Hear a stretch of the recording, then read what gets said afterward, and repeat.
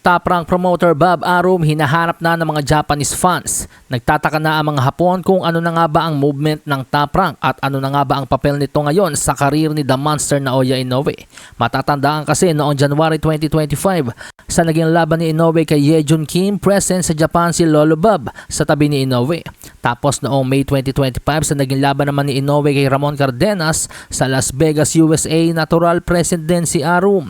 At noong September 2025 naman po, Inoue versus Murodjon Akhmadaliev sa Japan, nandun ulit si Bob Arum. Pero katakatakang sa naging laban ni Inoue kay Alan David Picasso sa Saudi Arabia nitong December 2025, aba, missing in action ang 94 anyos na promoter. Kaya naman napapatanong na ang mga fans kung sinisante na ba ni Inoue si Arum.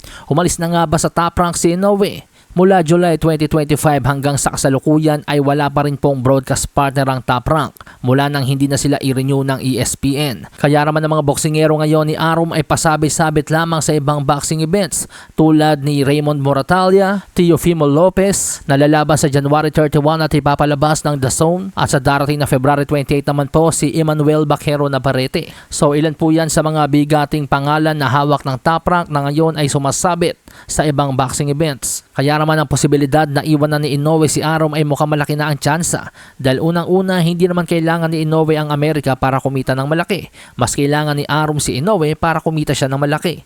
Sa ngayon, ang pagpasok ng Super Boxing ni Dana White at kamahalang Turki Al Sheikh ay malaking banta para sa Top Rank dahil posibleng maglipatan ng mga boxers ni Arum sa Super Boxing dahil ito ay may matinding backer at mabigat na broadcast partner, at yun nga po ay ang Paramount.